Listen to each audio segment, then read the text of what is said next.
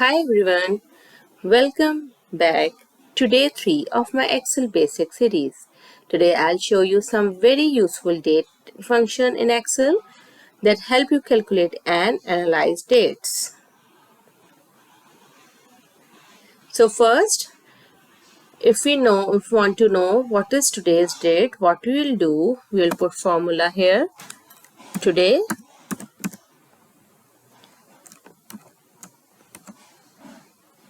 okay, I made a mistake here. And now you can see today's date appears here.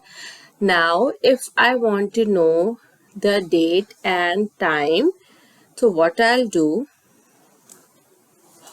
I will write now,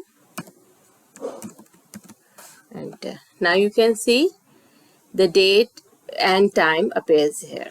Okay, now I want to know from this date which is a day, a month, and which is a year. So what I'll do, I'll put formula here.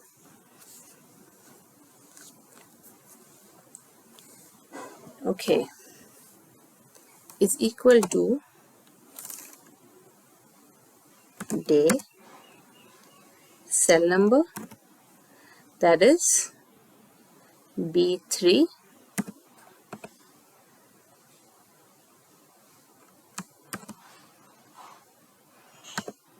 now you can see the day is 21.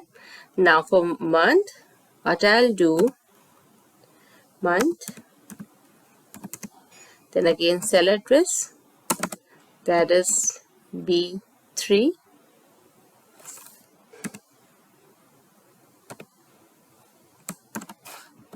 month is 11th month, and for year I'll do year, then again cell address,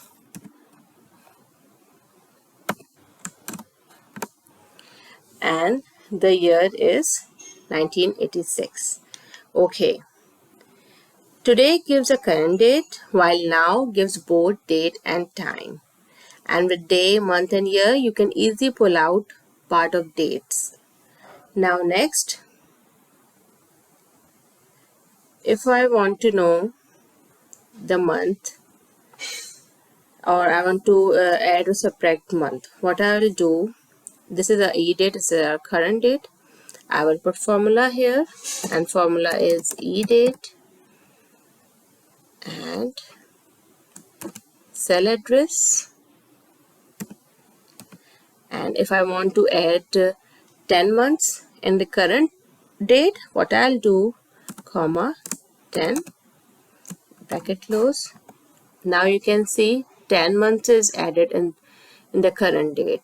And if I want to minus 10 months from the current date, what I'll do, I will put this formula, cell address and minus 10. Now you can see minus 10 months are here. EDATE is perfect when you need to add or subtract months, for example due dates, billing cycles, or project timelines. Now next is I'll show you how to add years or subtract year from the current date. Since EDATE only work with month, so I'll show you formula, what formula we'll put.